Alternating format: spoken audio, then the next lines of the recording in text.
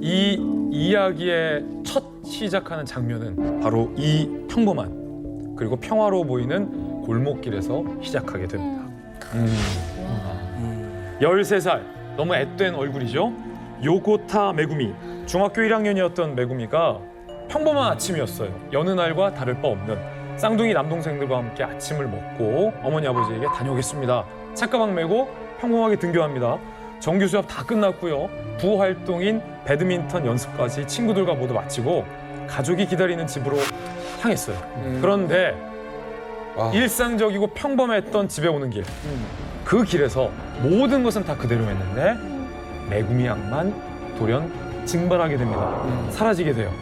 집으로 돌아오는 이 골목길에서 자취를 감추게 됩니다.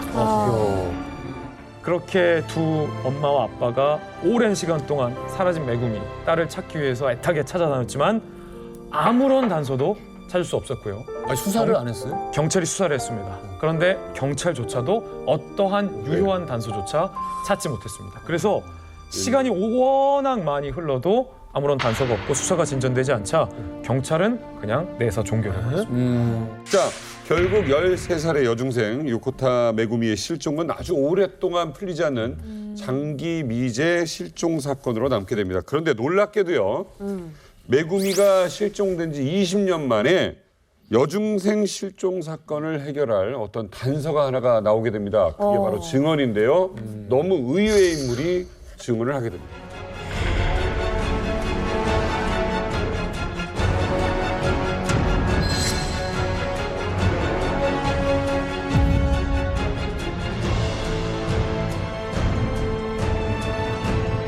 자, 메구미를 납치한 유괴범이 다른 사람도 아니고 북한이었다라는 증언이었는데요. 어땠을까요? 이게 이제 20년이 흐른 거잖아요. 그럼요. 다들 아마 메구미가 살아만 있으면 좋겠다라는 생각을 아마 부모님들이나 이렇게 하셨을 것 같은데. 자, 그래서 일본에 살고 있는 메구미 씨의 그 아까 쌍둥이 동생들 보셨잖아요. 8살이었던. 예. 그 쌍둥이를 직접 만나 보셨다고요? 인터뷰를 요청을 했습니다. 그 당시 누나가 사라지고 20년 만에 북한이 누나를 데리고 갔다. 네. 그 사실을 알았을 때 심정을 들어봤습니다. で、いなくなって20年という月日が経って、めぐみさんがなんと北朝鮮に拉致されたという事実が明らかになりました。北朝鮮にいるということが分かった後、家族の生活とか精神的な考え方とかはどのように変わったのでしょうか。そうですね、姉が北朝鮮にいると分かる前の20年は本当にその足跡もですね、痕跡も何一つがない、情報も証拠も何一つないということで、姉が拉致された後ですね、その97年にめぐみが北朝鮮にいるという情報があって、初めてそこで姉と会えるかもしれないという淡い期待を持ったのも事実です。ただ生きているか死んでいるかわからないという苦しさに比べればですね、姉が北朝鮮にいるということが分かったのはとても明るい気持ちになったというのはすごく違う表現かもしれないんですが、本当にその見えなかったものが見えたと、光に照らされた気持ちはあったっていうのが正直な本音ですね。 집으로 돌아갈 희망도 잃은 채 절망에 빠져있던 그녀에게 운명처럼 한 남자가 다가옵니다. 이 남자의 그때 당시 나이가 20대였고 메구미도 이제 20대 초반에 두 남녀가 이제 붙은 거죠. 둘이 연애를 하기 시작했는데 이 남자한테도 충격적인 이제 사실이 있어요. 뭔데요? 이 남자 메구미와 사랑에 빠지게 된 이 남자는 바로 한국인이었어요. 한국 그 사람이요? 나만? 네, 정말? 대한민국 남한 사람이 북한 가서. 그리고 그 한국 사람이 평양에 있는 거예요, 그러면? 맞습니다. 뭐야? 메구미와 같은 경우로 납북된 분이었어요. 동병상련이란 말이 있죠. 네. 자, 그런데 그 동병상련 중에서 제가 봤을 때 가장 센 동병상련이 이 케이스가 아닐까 싶어요. 이름은 김영남이라는 남자인데 이 김영남이라는 남자에게는 놀라운 사실이 있었습니다. 메구미처럼 강제로 북한에 납치돼서 북한에서 억지로 살고 있던 남자였던 거예요. 결국 두 사람이 1986년 평양에서 결혼식도 올리고 정식 부부가 됩니다.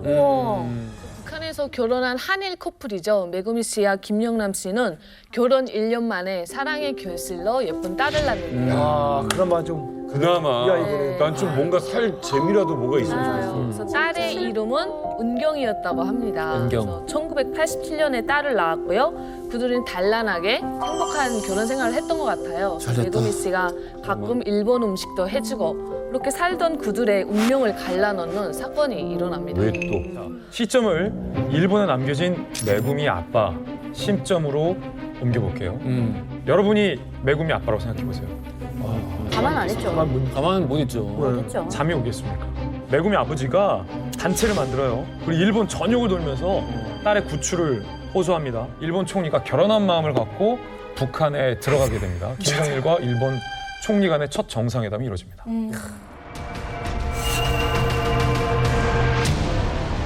의외의 성과.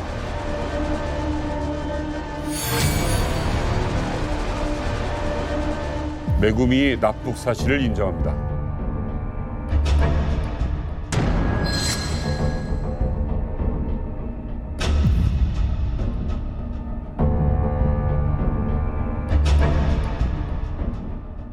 편지도 서다하고 막 이랬는데 귀국 하루 전날 일본 당국에 이제 그쪽에서 다급하게 연락을 하나 해줘요. 네. 북한 측으로부터 손상되면 안 되는 증거를 받았으니까 전세기를 하나 보내주십시오. 오. 그러니까 귀국 당일에 네. 수상한 항아리를 안고 전세계에서 이제 일본 대표단이 내립니다. 네. 그 항아리 안에 들어온 게 뭘까요?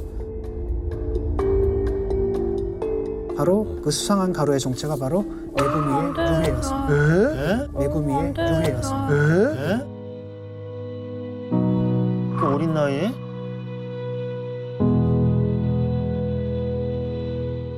김정일이 이제 고이즈미에게 알려준 메구미의 근황이죠.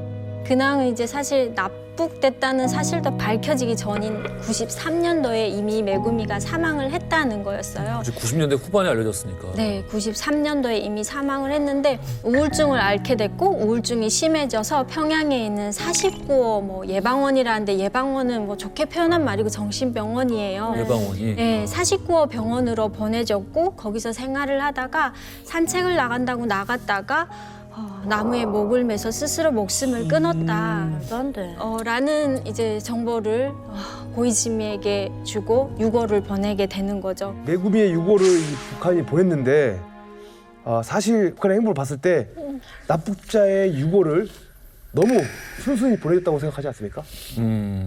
그리고 또 북한에서 설명하는 그 메구미의 삶이라는 것도 또 어떻게 그 최후가 어땠는지조차 네. 어디서부터 어디까지가 진실인지 우리가 좀 알 수가 없지 않습니까? 일본도 똑같이 같은 종류의 의구심을 가졌었고요. 그래서 이 북한이 보내온 유골이 진짜 메구미의 것이 맞는지 DNA 감식을 하기로 결정합니다. 이제 이 유골을 DNA 감정을 하는데 그때 이용된 게 이제 부모님이 간직하고 있었던 메구미의 탯줄이라고 합니다. 그 결과 이제 충격적인 검사 결과가 발표됐습니다. 해당 예. 유골은 요코타 메구미 본인의 것이 아니고 또 이 유골이 신혼 미상의 두 사람의 유골이 섞여 있었죠. 네. 그래도 너무한다. 그래서 결국 이거는 가짜다. 세상에. 그런 뉴스가 보도됐습니다. 이 유골의 DNA가 지금 두 사람께 있다는 거죠. 그러니까. 이거 완전 이게 뭐 이런 사람들이야. 이러고 있어 진짜. 차라리 부모 입장에서는 야 그냥 살아있는데 못 만난다라고 얘기하는 게 오히려 나았을 수도 있어요. 차라리 기분 낫지. 맞아요. 네. 그래서 그 가짜 유골 뉴스가 터지면서 일본 군내에서는 북한에 대한 분노가 진짜 과거에 없던 수준으로 최고조로 폭발했습니다. 그래서 그 이후로 이제 메구미가 진짜로 살았는지 죽었는지 아직까지 모르고 있고 가족들은 끝까지 살아있다고 지금도 믿고 계속 활동을 하고 있습니다. 자, 그렇다면 여기서 메구미 사건이 이제 끝이 난 걸까요? 아니죠. 메구미 사건은 사실 지금부터가 시작입니다.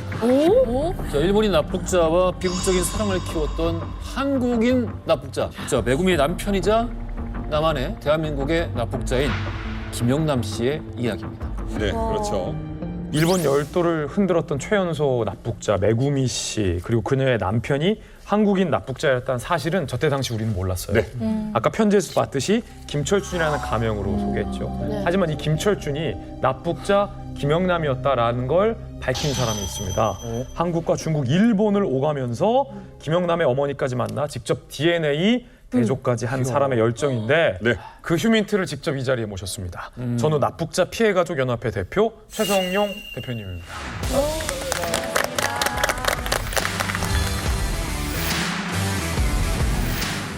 우리가 아니 어떻게 한국에서 납치된 학생이다라는 단서 하나만으로 김영남 씨라는 걸 어떻게 이게 특정하게 된 거예요? 이걸 확실하게 이제 밝히게 된 것은 예. DNA가 나오니까 네네. 이제 일본 정부가 저한테 협조를 하는 거예요. 자료도 좀 주고. 그러기 위해서 이제 딱 줄 때 예수가 있다고 아, 해경. 깔게 있다고. 깔게. 어머, 어떻게 있지? 이게 보면은 여기 제가 사진 보면 여기 날짜가 있어요. 2002년 5월 30일 인민대학당이에요. 네. 거기서 이제 악수도 하고 요때 DNA 채취해요. 악수와. 야. 네. 그럼 우리 측 부모님들의 DNA도 있어야 되잖아요. 그래서 제가 이제 어머니가 그때 학생 5명 중에 3분이 살아 있었어요. 그래갖고 제가 이제 가서 설득을 해서 이거를 도와주십시오. 했더니 최 대표 내 아들 보지? 보게 해줄 거지? 이렇게 이미 하면서 그래서 결과가 어떻게 예, 98% 나왔어요. 98%. 98%. 상당히 높은. 그러면 이건 가족이네.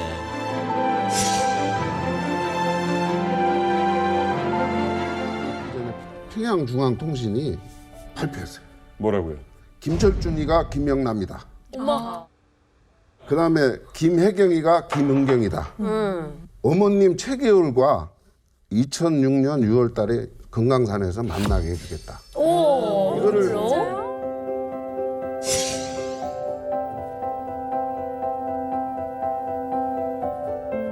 이거를 딱 발표를 하는데 제가 엉엉 울었어요. 처음으로 북한이 자백한 거예요. 그러니까요. 그다음에 DNA 딱 나오고 나서 제일 미안한 것이 두 어머니 네. 속된 말로 나머지. 나머지 아까 그 세분 핏된 중에. 그 가족들이 미안해서 내가 참 몸둘 바를 몰랐는데 오히려 그 할머니들이 저한테 전화 와서 축하한다. 하나라도 찾았으니 참 다행이다. 다른 어머님들도 희망을 갖게 된 거잖아요. 그렇죠. 영남이가 살아있으니 내 아들도 살아있을 수 있다는. 그렇죠. 그래요. 북한이 이제 금강산에서의 상봉을 약속을 했었는데 실제로 약속을 지켰습니다. 오, 진짜. 영상이 있는데요. 영상으로 한번 확인해 보시죠. 웬일로 약속을 북한이 다 지켜? 지켰다고요? 자, 김영남 씨가 금강산에서 남쪽의 노모를 만났습니다. 기구하게 생이별한 지 28년 만의 상봉이었습니다.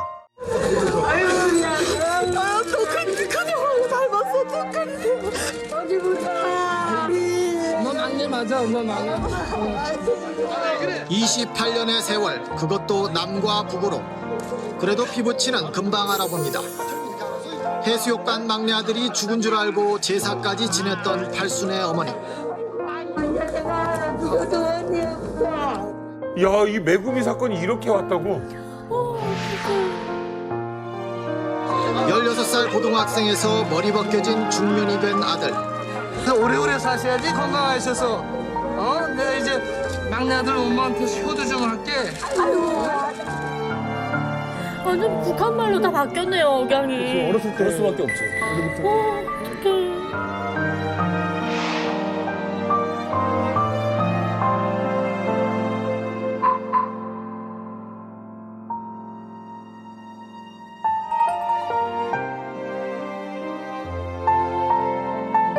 왜 아버지랑 왜 안 들어? 아버지랑 안 들어가서.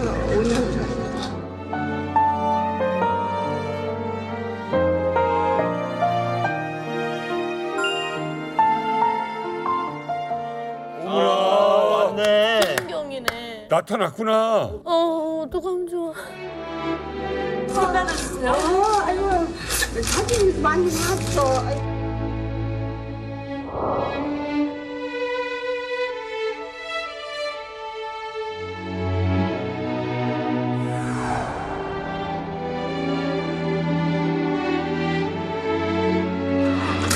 아들 잘 맺히고 간 게 나보다도 진짜 더 잘한 게. 헤어져. 헤어져야.